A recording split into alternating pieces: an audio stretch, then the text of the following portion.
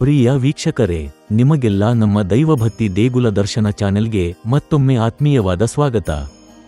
ಇಂದಿನ ಈ ವಿಡಿಯೋದಲ್ಲಿ ನಾವು ಭಾನುವಾರದಂದು ಯಾವ ಒಂದು ವಿಶೇಷವಾದ ಎಲೆಯನ್ನು ಸುಡುವುದರಿಂದ ಅಥವಾ ಧೂಪ ಹಾಕುವುದರಿಂದ ನಿಮ್ಮ ಜೀವನದಲ್ಲಿರುವ ಎಂತಹ ಕಠಿಣ ಸಮಸ್ಯೆಗಳಾದರೂ ರಾತ್ರೋರಾತ್ರಿ ಪರಿಹಾರವಾಗುತ್ತವೆ ಮತ್ತು ನಿಮ್ಮ ಮನೆಯಲ್ಲಿ ಹಣಕಾಸಿನ ಹರಿವು ಹೆಚ್ಚಾಗುತ್ತದೆ ಎಂಬುದನ್ನು ಸಂಪೂರ್ಣವಾಗಿ ತಿಳಿಯೋಣ. ಜಾತಕದಲ್ಲಿ ದೋಷಗಳಿದ್ದು ಎಷ್ಟೇ ಪ್ರಯತ್ನ ಪಟ್ಟರೂ ಕೈ ಹಾಕಿದ ಕೆಲಸಗಳಲ್ಲಿ ಸೋಲನ್ನು ಅನುಭವಿಸುತ್ತಿರುವವರು, ಮನೆಯಲ್ಲಿ ಸದಾ ಒಂದಲ್ಲ ಒಂದು ರೀತಿಯಲ್ಲಿ ಕಲಹಗಳು ಅಥವಾ ಅನಾರೋಗ್ಯದ ಸಮಸ್ಯೆಗಳಿಂದ ಬಳಲುತ್ತಿರುವವರು ಈ ಒಂದು ಸಣ್ಣ ಮತ್ತು ಶಕ್ತಿಶಾಲಿ ತಂತ್ರವನ್ನು ಮಾಡಿಕೊಳ್ಳುವ ಮೂಲಕ ಅದ್ಭುತ ಬದಲಾವಣೆಯನ್ನು ಕಾಣಬಹುದು. ಭಾನುವಾರ ಎಂದರೆ ಸೂರ್ಯ ದೇವರಿಗೆ ಮೀಸಲಾದ ದಿನ. ಈ ದಿನದಂದು ಈ ಎಲೆಯನ್ನು ಬಳಸುವುದರಿಂದ ಸಾಕ್ಷಾತ್ ಲಕ್ಷ್ಮೀದೇವಿಯ ಅನುಗ್ರಹ ದೊರೆತು ನೀವು ಮುಟ್ಟಿದ್ದೆಲ್ಲ ಚಿನ್ನವಾಗುವ ಯೋಗ ಪ್ರಾಪ್ತಿಯಾಗುತ್ತದೆ. ಅದು ಯಾವ ಎಲೆ, ಅದನ್ನು ಹೇಗೆ ಬಳಸಬೇಕು ಎನ್ನುವ ಪೂರ್ಣ ಮಾಹಿತಿಯನ್ನು ತಿಳಿಯೋಣ. ಹಾಗೆ ವಿಡಿಯೋಗೆ ಲೈಕ್ ಮಾಡಿ, ವಿಡಿಯೋ ಸ್ಕಿಪ್ ಮಾಡದೆ ಕೊನೆತನಕ ನೋಡಿ. ಎಲ್ಲರೂ ಭಕ್ತಿಯಿಂದ ಓಂ ಶ್ರೀ ಲಕ್ಷ್ಮೀದೇವಿಯೇ ನಮಃ ಅಂತ ಕಮೆಂಟ್ ಮಾಡಿ. ಸ್ನೇಹಿತರೆ, ಈ ಪರಿಹಾರವನ್ನು ತಿಳಿಯುವುದಕ್ಕೂ ಮುನ್ನ ನಂಬಿಕೆ ಮತ್ತು ದಾನ ಧರ್ಮದಿಂದ ಮನುಷ್ಯನ ಹಣೆಬರಹ ಹೇಗೆ ಬದಲಾಗುತ್ತದೆ ಎಂಬುದಕ್ಕೆ ಸಾಕ್ಷಿಯಾಗಿರುವ ಒಂದು ಸುಂದರವಾದ ಮತ್ತು ಪವಿತ್ರವಾದ ಕಥೆಯನ್ನು ನಾವು ಕೇಳಲೇಬೇಕು. ಈ ಕಥೆಯು ನಿಮ್ಮ ಜೀವನದಲ್ಲಿ ಹೊಸ ಭರವಸೆಯನ್ನು ತುಂಬುತ್ತದೆ. ಒಂದಾನೊಂದು ಕಾಲದಲ್ಲಿ ಒಂದು ಊರಿನಲ್ಲಿ ರಾಮಯ್ಯ ಎಂಬ ಒಬ್ಬ ಬಡ ರೈತ ವಾಸವಾಗಿದ್ದನು.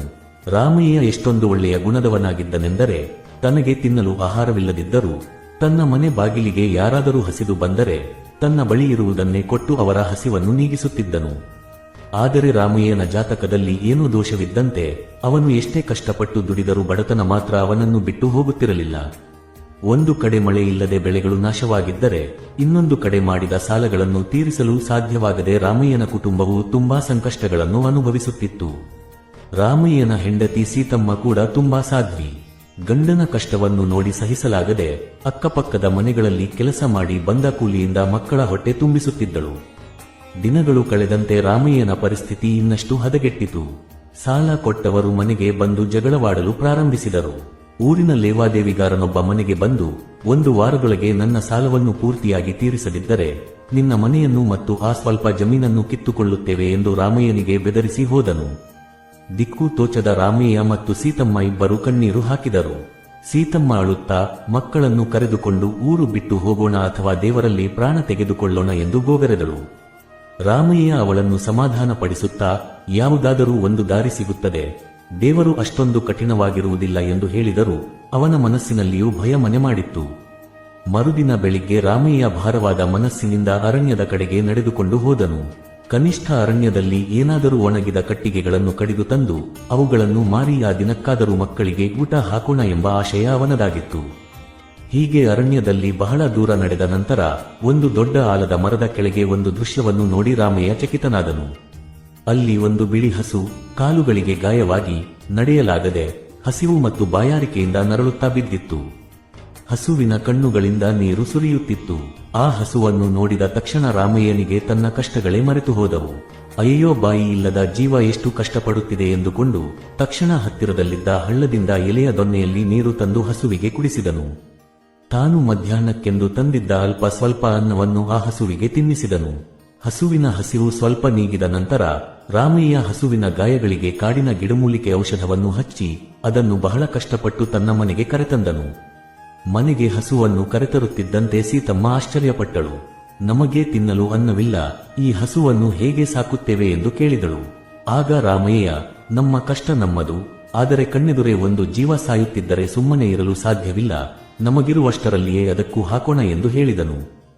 ಗಂಡನ ಮಾತನ್ನು ಮೀರದ ಸೀತಮ್ಮ ಕೂಡ ಹಸುವಿಗೆ ಸೇವೆ ಮಾಡಲು ಪ್ರಾರಂಭಿಸಿದಳು. 4 ದಿನಗಳು ಕಳೆದವು. ರಾಮಯ್ಯ ತನಗೆ ಸಿಗುವ ಅಲ್ಪ ಆಹಾರವನ್ನು ಹಸುವಿಗೆ ಕೊಟ್ಟು ತಾನು ಉಪವಾಸವಿರುತ್ತಿದ್ದನು. ಸಾಲದ ಗಡುವು ಮುಗಿಯುತ್ತಾ ಬಂದಿತ್ತು. ಇನ್ನು ಒಂದೇ ದಿನ ಬಾಕಿ ಇತ್ತು. ಆ ರಾತ್ರಿ ರಾಮಯ್ಯನಿಗೆ ನಿದ್ರೆ ಬರಲಿಲ್ಲ. ಮನೆಯ ಹೊರಗೆ ಹಸುವನ್ನು ಕಟ್ಟಿದ ಜಾಗದಲ್ಲಿ ಕುಳಿತು ಕಣ್ಣೀರು ಹಾಕುತ್ತಾ, ತಾಯಿ ಗೋಮಾತೆ, ನಿನ್ನನ್ನು ಕಾಪಾಡಿದೆ, ಆದರೆ ನನ್ನನ್ನು ನಾನು ಕಾಪಾಡಿಕೊಳ್ಳಲು ಸಾಧ್ಯವಾಗುತ್ತಿಲ್ಲ, ನಾಳೆಯೊಂದಿಗೆ ನನ್ನ ಜೀವನ ಮುಗಿಯುತ್ತದೆ ಎಂದು ಹಸುವಿನ ಮುಂದೆ ತನ್ನ ದುಃಖವನ್ನು ತೋಡಿಕೊಂಡನು. ಆಗ ರಾಮಯ್ಯನ ಕಣ್ಣೀರು ಹಸುವಿನ ಮೇಲೆ ಬಿದ್ದ ತಕ್ಷಣ ಒಂದು ಪವಾಡ ನಡೆಯಿತು. ಅಲ್ಲಿಯವರೆಗೆ ಸಾಮಾನ್ಯವಾಗಿದ್ದ ಹಸುವಿನ ದೇಹದಿಂದ ಒಂದು ದಿವ್ಯವಾದ ಕಾಂತಿ ಹೊರಹೊಮ್ಮಲು ಪ್ರಾರಂಭಿಸಿತು. ಹಸು ಮನುಷ್ಯರ ಭಾಷೆಯಲ್ಲಿ ಮಾತನಾಡಲು ಆರಂಭಿಸಿತು. ರಾಮಯ್ಯ, ಭಯಪಡಬೇಡ, ನಾನು ಸಾಮಾನ್ಯ ಹಸುವಲ್ಲ, ನಾನು ಕಾಮಧೇನುವಿನ ಅಂಶ. ನಿನ್ನ ಪ್ರಾಮಾಣಿಕತೆ ಮತ್ತು ದಯಾಗುಣವನ್ನು ಪರೀಕ್ಷಿಸಲು ಹೀಗೆ ಬಂದಿದ್ದೇನೆ. ನಿನಗೆ ತಿನ್ನಲು ಇಲ್ಲದಿದ್ದರೂ ನನಗೆ ನೀಡಿದೆ, ನಿನ್ನ ಸೇವೆಗೆ ನಾನು ಮೆಚ್ಚಿದ್ದೇನೆ ಎಂದು ಹಸು ಹೇಳಿತು. ರಾಮಯ್ಯ ಕೈಮುಗಿದು ನಿಂತನು. ಆಗ ಹಸು ರಾಮಯ್ಯನಿಗೆ ಬಡತನ ಹೋಗಲಾಡಿಸಲು 3 ಮುಖ್ಯವಾದ ರಹಸ್ಯಗಳನ್ನು ತಿಳಿಸಿತು. ಈ 3 ಕೆಲಸಗಳನ್ನು ಯಾರು ತಪ್ಪದೆ ಪಾಲಿಸುತ್ತಾರೋ ಅವರ ಮನೆಯಲ್ಲಿ ದಾರಿದ್ರ್ಯ ದೇವತೆ ತೊಲಗಿ ಲಕ್ಷ್ಮೀದೇವಿ ನೆಲೆಸುತ್ತಾಳೆ ಎಂದು ಹೇಳಿತು. ಮೊದಲನೇ ಕೆಲಸ, ಬ್ರಹ್ಮ ಮುಹೂರ್ತದಲ್ಲಿ ಏಳುವುದು.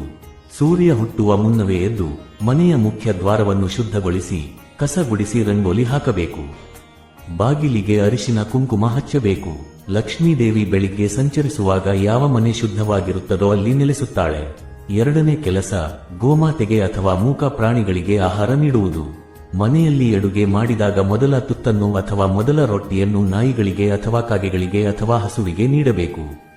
ಇದು ಮನುಷ್ಯನ ಪೂರ್ವಜನ್ಮದ ಪಾಪಗಳನ್ನು ಮತ್ತು ಪಿತೃದೋಷಗಳನ್ನು ಕಳೆಯುತ್ತದೆ.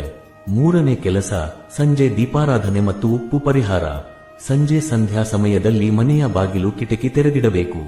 ದೇವರ ಕೋಣೆಯಲ್ಲಿ ದೀಪ ಹಚ್ಚಿ ನಂತರ ಒಂದು ಮಣ್ಣಿನ ಹಣತೆಯಲ್ಲಿ ಕಲ್ಲುಪ್ಪು ಹಾಕಿ ಅದರ ಮೇಲೆ ಕರ್ಪೂರ ಮತ್ತು ಲವಂಗ ಇಟ್ಟು ಹೊಸ್ತಿಲ ಬಳಿ ಸುಡಬೇಕು. ಇದು ಮನೆಯ ನಕಾರಾತ್ಮಕ ಶಕ್ತಿಯನ್ನು ನಾಶ ಮಾಡುತ್ತದೆ. ಹಸು ಹೇಳಿದ ಈ ಮಾತುಗಳನ್ನು ಕೇಳಿ ಹಸು ಮಾಯವಾಯಿತು. ರಾಮಯ್ಯ ಮತ್ತು ಸೀತಮ್ಮ ಮರುದಿನದಿಂದಲೇ ಈ ನಿಯಮಗಳನ್ನು ಶ್ರದ್ಧೆಯಿಂದ ಪಾಲಿಸಲು ಶುರು ಮಾಡಿದರು. ಇದರ ಫಲವಾಗಿ ಕೆಲವೇ ದಿನಗಳಲ್ಲಿ ರಾಮಯ್ಯನಿಗೆ ತನ್ನ ಹೊಲದಲ್ಲಿ ಪೂರ್ವಜರು ಇಟ್ಟಿದ್ದ ನಿಧಿಯ ಕುಂಭವೊಂದು ಸಿಕ್ಕಿತು. ಅದರಿಂದ ಅವನು ಸಾಲವನ್ನೆಲ್ಲ ತೀರಿಸಿ ಊರಿನಲ್ಲಿ ದೊಡ್ಡ ಶ್ರೀಮಂತನಾದನು. ಆದರೂ ಅವನು ಹಸು ಹೇಳಿದ ನಿಯಮಗಳನ್ನು ಬಿಡಲಿಲ್ಲ. ಸ್ನೇಹಿತರೆ, ಈ ಕಥೆಯಂತೆ ನೀವು ಕೂಡ ಶ್ರದ್ಧೆಯಿಂದ ಭಾನುವಾರದಂದು ಒಂದು ವಿಶೇಷ ಪರಿಹಾರವನ್ನು ಮಾಡಿಕೊಳ್ಳಬೇಕು. ಭಾನುವಾರ ಬಹಳ ಶಕ್ತಿಶಾಲಿ ದಿನ. ಈ ದಿನದಂದು ನೀವು ಬೇವಿನ ಎಲೆಗಳನ್ನು ಬಳಸಬೇಕು. ಹೌದು, ಬೇವಿನ ಎಲೆ ಎಂದರೆ ಸಾಕ್ಷಾತ್ ಪರಾಶಕ್ತಿ ಸ್ವರೂಪ. ತ್ರಿಮೂರ್ತಿ ದೇವಿಯರಿಗೂ ಬೇವಿನ ಎಲೆ ಎಂದರೆ ಪಂಚಪ್ರಾಣ. ಈ ಭಾನುವಾರ ಬೆಳಿಗ್ಗೆ ಶುದ್ಧವಾದ ಬೇವಿನ ಎಲೆಗಳನ್ನು ತಂದು ಬಿಸಿಲಿನಲ್ಲಿ ಚೆನ್ನಾಗಿ ಒಣಗಿಸಿ ಸಂಜೆ 6 ಗಂಟೆಯ ನಂತರ, ಅಂದರೆ ಸೂರ್ಯ ಮುಳುಗಿದ ಮೇಲೆ, ಒಂದು ಧೂಪದ ಬಟ್ಟಲಿನಲ್ಲಿ ಒಣಗಿದ ಬೇವಿನ ಎಲೆಗಳನ್ನು ಹಾಕಿ ಇದರ ಜೊತೆಗೆ ಸ್ವಲ್ಪ ಸಾಂಬ್ರಾಣಿ ಮತ್ತು ಒಂದೆರಡು ಕರ್ಪೂರವನ್ನು ಹಾಕಿ ಬೆಂಕಿ ಹಚ್ಚಿ ಅದರಿಂದ ಬರುವ ಹೊಗೆಯನ್ನು ನಿಮ್ಮ ಇಡೀ ಮನೆಗೆ ತೋರಿಸಬೇಕು. ಮನೆಯ ಮೂಲೆ ಮೂಲೆಗಳಲ್ಲಿ, ದೇವರ ಕೋಣೆಯಲ್ಲಿ, ಹಾಲಿನಲ್ಲಿ ಮತ್ತು ಮಲಗುವ ಕೋಣೆಯಲ್ಲಿ ಈ ಹೊಗೆಯನ್ನು ತೋರಿಸಿ. ಕೊನೆಯಲ್ಲಿ ಮನೆಯ ಶೌಚಾಲಯದ ಬಾಗಿಲ ಬಳಿಯೂ ಸ್ವಲ್ಪ ಹೊಗೆಯನ್ನು ತೋರಿಸಿ. ಹೀಗೆ ಬೇವಿನ ಎಲೆಯ ಹೊಗೆಯನ್ನು ಮನೆಗೆ ಹಾಕುವುದರಿಂದ ಮನೆಯಲ್ಲಿ ಅಡಗಿರುವ ಎಂತಹದ್ದೇ ದುಷ್ಟಶಕ್ತಿಗಳು, ಕಣ್ಣಿಗೆ ಕಾಣದ ನಕಾರಾತ್ಮಕ ಶಕ್ತಿಗಳು ಮತ್ತು ದಾರಿದ್ರ್ಯವು ಮನೆಯಿಂದ ಹೊರಹೋಗುತ್ತದೆ. ಬೇವಿನ ಎಲೆಯು ರೋಗ ರುಜಿನಗಳನ್ನು ನಾಶಪಡಿಸುವ ಶಕ್ತಿಯನ್ನು ಹೊಂದಿದೆ. ಮನೆಯಲ್ಲಿ ಅನಾರೋಗ್ಯದ ಸಮಸ್ಯೆ ಇದ್ದರೆ ಅದು ದೂರವಾಗುತ್ತದೆ. ಯಾವಾಗ ಮನೆಯಲ್ಲಿನ ನೆಗೆಟಿವ್ ಎನರ್ಜಿ ಅಥವಾ ಋಣಾತ್ಮಕ ಶಕ್ತಿ ಹೊರಹೋಗುತ್ತದೆಯೋ ಆಗ ತಾನಾಗಿಯೇ ಪಾಸಿಟಿವ್ ಎನರ್ಜಿ ಅಥವಾ ಧನಾತ್ಮಕ ಶಕ್ತಿ ತುಂಬಿಕೊಳ್ಳುತ್ತದೆ. ಇದರಿಂದ ಲಕ್ಷ್ಮೀದೇವಿ ನಿಮ್ಮ ಮನೆಯನ್ನು ಪ್ರವೇಶಿಸಲು ದಾರಿಯಾಗುತ್ತದೆ. ಯಾರು ಭಾನುವಾರದಂದು ಈ ಬೇವಿನ ಎಲೆಯ ಧೂಪವನ್ನು ಹಾಕುತ್ತಾರೋ ಅವರ ಮನೆಯಲ್ಲಿ ಜಗಳಗಳು ನಿಲ್ಲುತ್ತವೆ, ಮನಃಶಾಂತಿ ಸಿಗುತ್ತದೆ ಮತ್ತು ಆರ್ಥಿಕವಾಗಿ ಅಭಿವೃದ್ಧಿ ಹೊಂದುತ್ತಾರೆ.